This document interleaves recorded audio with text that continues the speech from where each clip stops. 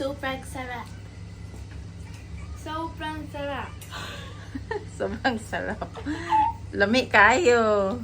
Say lami kaayo. Lami kaayo. Lami kaayo. Hello everyone! It's us again, ang feeling vlogger nga gamay rag follower. And for today's video is, nilutuan ko ang mga anak ko ng purple biko, yung ubi flavor na biko. And let's see their reaction kung gusto ba nila ang ubi biko or hindi. So, let's watch this. At ito pala yung gagamitin kong ubi flavor, ubi extract. Yung liquid, tsaka lalagyan ko rin ng ubi powder para ano siya talaga, yung taste ubi talaga siya. Ang gagamitin ko is yung white sugar instead of brown sugar. So, ang gagamitin ko, white sugar para magkulay, ano talaga siya, magkulay violet. Ito yung coconut milk. Dilata na coconut milk. So, ganito yung itsura kapag hinalo mo yung gata, ubi extract, ubi powder, tsaka yung white sugar. So, yan. Hinalo ko lang yung lahat. Tapos, antayin lang natin hanggang lumapot siya. At ayun, ready na ang latik after. So, antayin lang natin na lumapot siya para mag-ready na ang ating latik for our ubi biko. Ayan, malapot na yung latik natin. Kaya, ilagay na natin yung sticky rice, yung malagkit na bigas. Ayan. So, i-mix lang siya, tapos yun.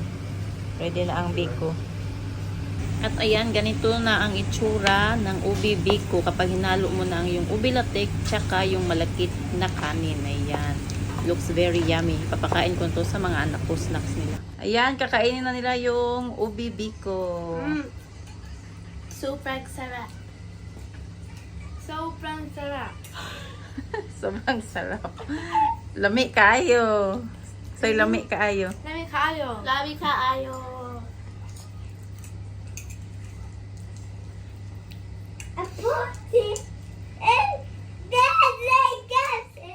Do you like it? So yummy. Lami kaayo. Do you like it? Yes. Lami kaayo. Yes. Nawa na ang cook mo ning kuan ng lugwa. Yummy. Wipe your nose, madam. Yeah. I have to be Go with it. honest now. Is this better than the chocolate one? That's not chocolate before. It's a kinugay. It's a brown sugar.